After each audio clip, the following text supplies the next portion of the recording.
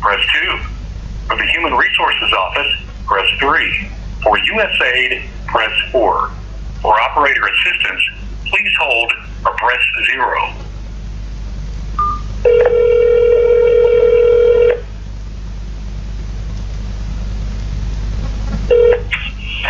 American Embassy посольство США. Hello. Is there anybody there? Yeah. Wow.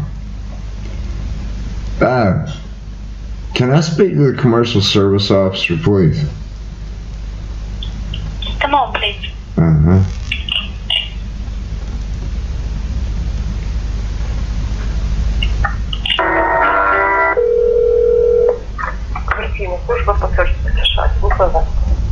Hello. This is the commercial service. How may I help you? Hi. How are you? Good. How are you? I wanted to try to say what I need to say here.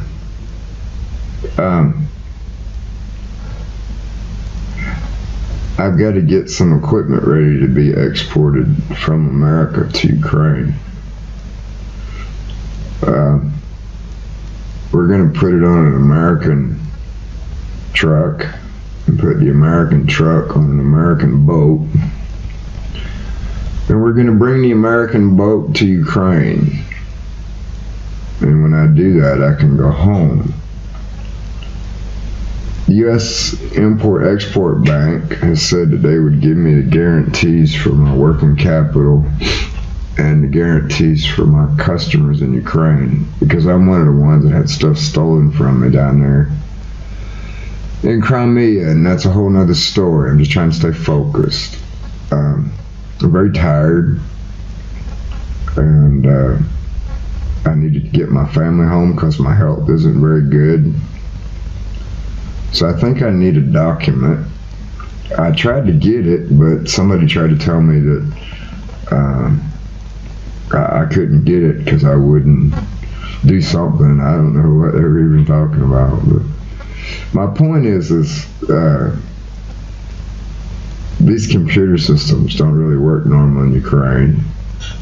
And somebody has paid me an awful lot of money to fix them. And if we don't fix them, it's going to be crazy here. That's what I know. So I've said what I need to say to the commercial service. I'm going to send you an email if somebody could send me an email address for commercial service. That would be most helpful.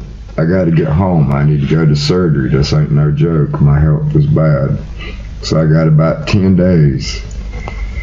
And then it won't matter because I won't be able to see. I really got to go to the hospital in America. So I'm trying to finish my work before I go. I'm taking my family. I see. I'm very sorry to hear that. Well, it's just, this happened to you. I will gladly give you the email address for the senior commercial officer. His name is Martin Klassen.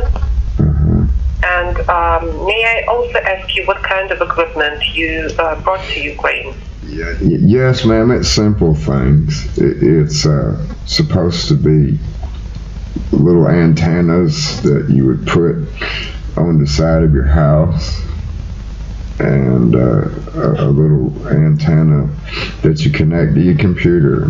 Simple things, but we build them in America.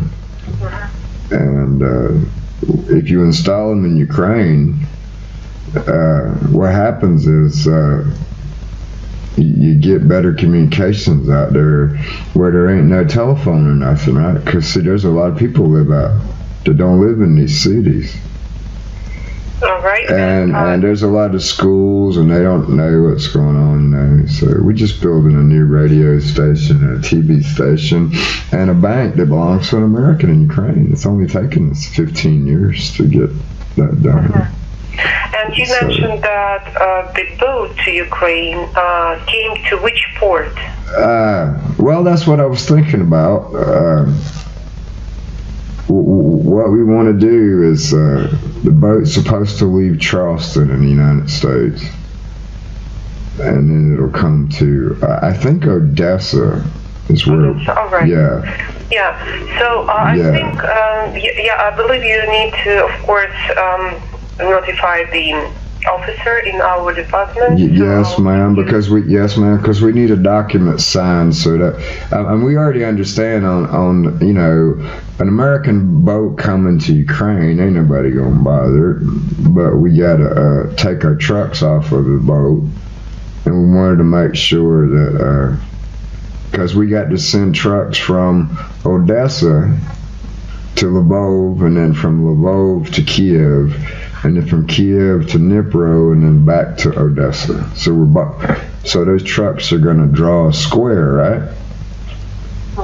And in that square is those tiny little antennas that allows for a new communications ring that for the schools.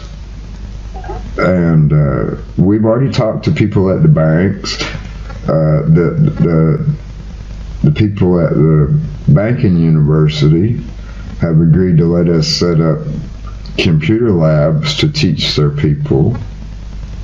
And the schools have said that they want to have networked computers. Because see, there's a big problem.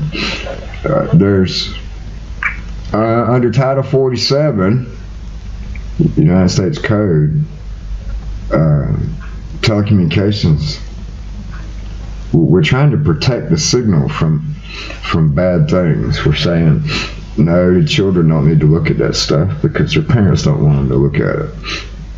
So under Title 47 and Ukraine law is the way we're doing this, and it's an exempt charity thing. Everything's been paid for. All of the bills, the taxes. Our job's just to install it. That's where we're at right now. I think that's what the data says. And then we're going to connect it to the rest of the network. Because everything we do in America, we do in Ukraine. Well, the reason you do that, I don't know if you remember, I don't know how old you are, but being on the record matters, and it does. The Jason Project, when they first found, they had a boat called the Jason Project with when Valentine with Nautilus 2, Atlantis 2, the boat that found the Titanic. Remember that? There was a boat they used to find the Titanic, and it was a research boat. It was very famous because they used it to broadcast to American schools from the water. And it was the first time that Americans, children in another country could talk. So I figured we'd try something like that with American Ukraine. So the children in Ukraine don't have to live in a war zone every day. They've been... does anybody ever think about Ukraine through the eyes of the children? I don't think so. I think they should, though. I think if people listen to the children of the world a little bit more, they might know what to do. If you don't let these children breathe, you're going to have a whole generation of emotionally damaged children over a war, and that's just wrong. So, really. 5 years worth of war, let them breathe. What do they need to breathe for? Right, sir, you're absolutely right. Am I making any sense here? What we're trying to do, we need to make the people smile. So we'll connect our American television radio system up in Ukraine, and we'll just won't worry about what criminal people do with their computers. We'll set up a good system for the children, and then it won't be so bad here. Because that's all that's wrong. When the Soviet Union fell apart, nobody disconnected the old wire, nobody brought any equipment in to install a new one. So the criminals stole whatever wires they had, and they tapped into them. And there's so many of them all over the Soviet Union, the former Soviet Unions, that need to be repaired. So it's just what it is. If the telecommunications infrastructure is damaged, well, that might start a war if people don't understand. And that's the root of all wars anyway. They don't understand, right? So we're just trying to keep them talking. I've done what I'm supposed to do today. We understand each other? Of course, sir. I thank you but for... I would really like you to request you actually address this to the senior commercial officer. Yeah, well, I have. Well, I have. I've addressed it to everybody, and I've never got a response to an email. Did you know that? Which email address did you use? To which email address did you send your message? To the only email I got is that. Just wanted to check if you have the correct email address for my boss. Yeah. The only one I have is for the American Embassy is the ACS number. Mm-hmm. The one for the American Citizen Service. That's the only one I have. I send stuff to them all the time, and I've requested information, but they don't never tell me nothing. So I don't know. I'm just telling you what I know. If we can get the boat ship here, things will get better. So we're ready to do that. We got people in America, and the reason I called the embassy is to remind them that this has got to be done. It don't make no sense. You can't get nobody to answer questions in the embassy. That's all I know, though. I'm gonna have to go because I don't feel too good right now. But I think I've done my job today. Is that okay? Sure. All right. I'll call back soon. That's all right. Take care. Thank you for listening.